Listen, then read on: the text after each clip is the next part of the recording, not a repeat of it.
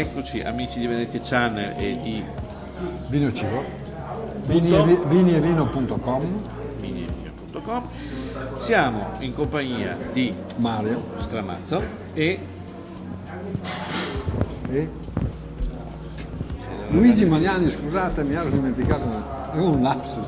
Stavo pensando a Marco De Martin, che è il personaggio che noi siamo andati a incontrare in terre di Valdo di perché Adene. siamo nella puntata settimanale di Attenti a quei tre.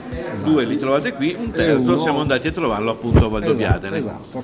Ed è appunto Marco Però, De Martino. però scusa, non è sempre così, Non è sempre così, Cioè, non ma è detto che troviamo sempre il terzo, a volte anche 4, 5, 6, dipende. A volte nessuno. l'importante è, come dire, Attenti a la quei tre. possibilità. Attenti a quei tre. Attenti a quei tre. Hashtag, Guarda lì. hashtag attenti a quei tre.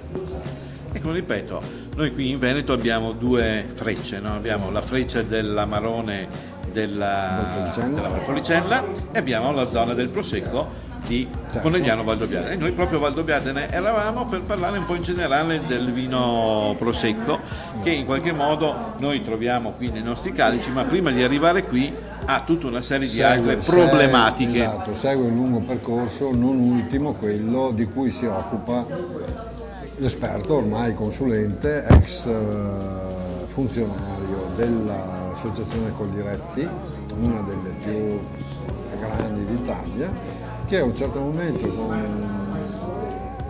deciso, questo appunto Marco De Martin, Di dare un... di dare una svolta tutta sua e aprire uno studio di consulenza insieme con un altro socio proprio nel centro del paese di Valdobbiadene, per essere ancora più vicino a tutte quelle realtà vitivinicole che non è che devono solo potare, vendemmiare, mettere in bottiglia il vino, la glera, l'uva, ma devono anche, insomma, hanno a che fare con migliaia di regole, Infatti lui, stando proprio a contatto con questa sua funzione che aveva, si è accorto della necessità di dare un supporto ancora maggiore. Certamente, soprattutto per quanto riguarda la parte amministrativo-burocratica, che si spera che il nuovo governo riesca a quantomeno snellire, perché insomma, Lui ci ha raccontato anche interessanti iniziative che lui ha portato avanti, anche,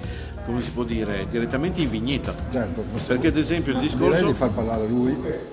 Ah sì, ma facciamo dire lui proprio in vigneto quali sono state le iniziative che ha portato avanti. Bene. Il problema principale in questo momento qua è per le cantine è la manodopera. Trovare manodopera specializzata non si trova gente che va. Non si trova. Purtroppo no, soprattutto i giovani, manca tanto i giovani. Allora, se è un ricambio generazionale all'interno della stessa azienda, col figlio che subentra al papà o al nonno, per dire, allora viene questo stimolo del giovane che continua nell'agricoltura. Però se devo trovare un salariato agricolo non si trova più. Dopo comincia a essere anche il problema nel momento della potatura di trovare la manodopera specializzata, perché i danni che sono fatti negli ultimi anni con potatori non specializzati è evidente in alcuni vigneti. C'è gente che tocca estirpare i vigneti perché la potatura è stata fatta male negli ultimi 5-6 anni. A un certo punto Marco De Martin mi è piaciuto perché ti ha subito dato un piccolo manuale, che non so quante migliaia di pagine siano, che tutte le norme che in qualche modo Più di 15.000. governano 15.000. 15.000 norme, che governano appunto la produzione, la Vitivinicola. commercializzazione vitivinicola, e che basta anche un piccolo, come dire, errore perché poi Per essere sanzionato. per essere sanzionati.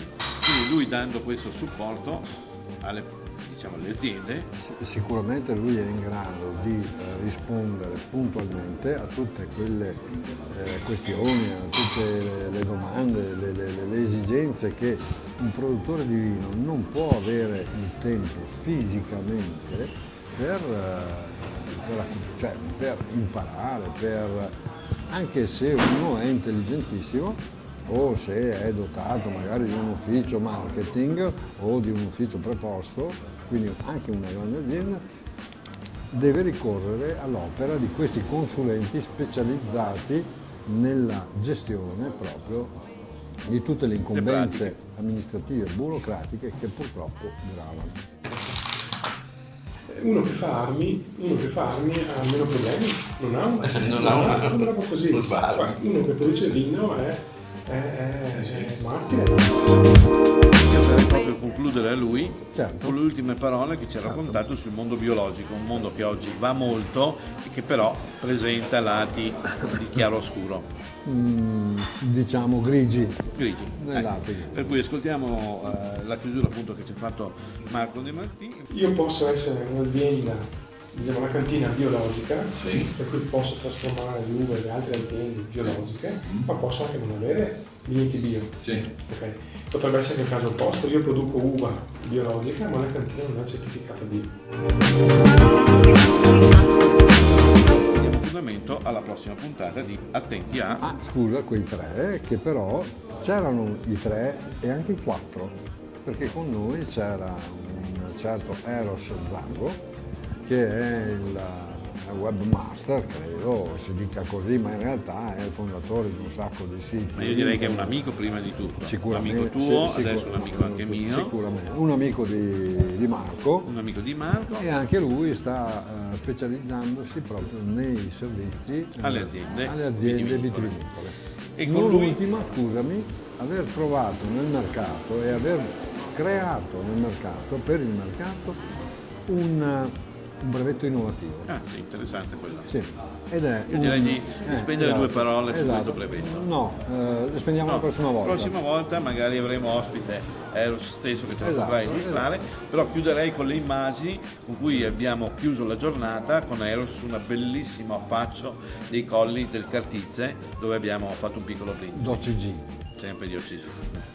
Alla prossima!